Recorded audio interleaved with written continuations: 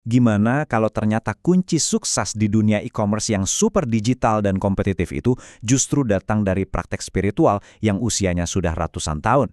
Hari ini nih, kita bakal ngulik fenomena jalur langit, sebuah titik temu yang unik banget antara iman dan bisnis online. Coba deh bayangin, kalian baru aja buka toko online. Produknya oke, fotonya cakep, tapi ada satu masalah besar. Reviewnya nol, followernya juga nol. Nah, ini kan dilema yang dihadapi banyak banget pengusaha baru. Gimana coba caranya biar bisa pecah telur dapat penjualan pertama? Ini dia nih, misteri zaman modern ya kan? Di dunia yang serba dikendalikan algoritma dan ulasan, gimana ceritanya pembeli bisa nemuin, dan yang lebih penting lagi, percaya sama toko yang benar-benar baru. Secara logika, ini tuh rasanya hampir mustahil. Nah, disinilah kita masuk ke cerita dari seorang pengguna Lemonade dengan nama Chad Brutimi Ububu. Dia ini baru mulai bisnis kecil-kecilan, jualan kado akrilik custom. Dan entah gimana caranya, dia berhasil dapat orderan pertama.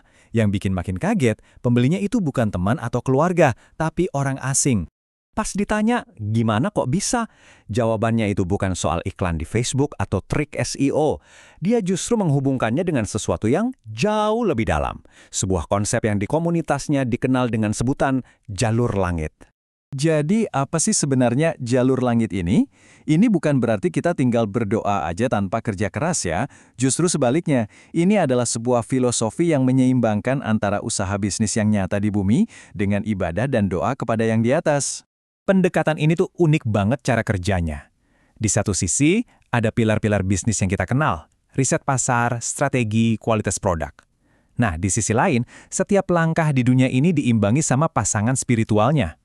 Riset pasar dibarengi dengan minta izin Tuhan, strategi bisnis dilengkapi dengan amalan harian, dan kualitas produk itu didasari sama niat yang tulus. Oke, pertanyaan selanjutnya kan pasti, terus prakteknya gimana sehari-hari? Apa aja sih amalan-amalan spesifik yang dilakukan para pengusaha ini sebagai bagian dari jalur langit mereka? Serunya, komunitas online ini tuh blak-blakan banget soal amalan mereka. Ini bukan cuma sekedar berharap pasif loh, ini tuh beneran serangkaian doa dan tindakan spesifik yang mereka yakini bisa mendatangkan berkah buat usaha mereka. Salah satu pilar utamanya ternyata adalah membaca surah-surah tertentu dari Al-Quran secara rutin. Misalnya nih, surah Al-Waqiah yang diyakini sebagai pembuka pintu rezeki, terus ada juga surah Al-Mulk dan ayat kursi yang dibaca untuk memohon perlindungan dan keberkahan. Nggak cuma baca Al-Quran aja, ada juga amalan harian lainnya. Ini termasuk terus-menerus memohon ampunan lewat istighfar, memuji Nabi dengan selawat, dan yang penting banget yaitu bersedekah, bahkan dalam jumlah yang kecil sekalipun. Nah, kutipan ini benar-benar nangkep semangatnya ya. Kita bisa ngerasain banget antusiasme dan keyakinan dari komentar kayak gini. Buat banyak orang, ini bukan sekedar tambahan, tapi justru strategi bisnis yang paling ampuh. Tapi ternyata ini bukan cuma soal nyari untung loh. Pengguna lain menyoroti manfaat psikologisnya. Jalanin bisnis itu kan berat ya, ada naik turunnya. Nah, pendekatan ini katanya bisa ngasih ketahanan mental buat terus maju, bahkan pas lagi gagal. Yuk, sekarang kita bahas lebih dalam salah satu amalan yang paling dasar dan paling sering disebut, yaitu memulai setiap tindakan dengan satu kalimat sederhana.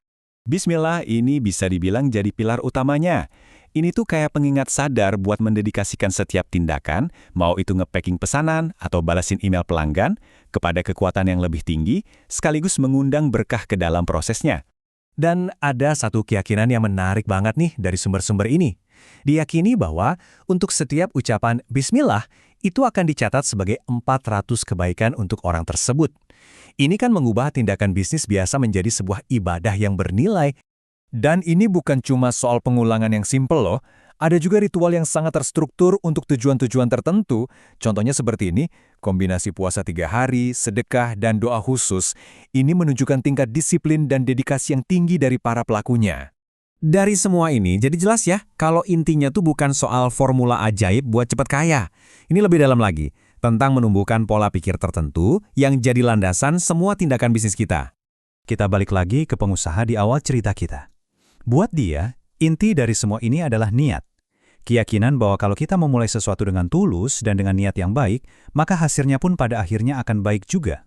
Jadi kalau kita lihat gambaran besarnya, jalur langit ini sebenarnya kayak kerangka kerja untuk membangun bisnis yang etis dan juga tangguh.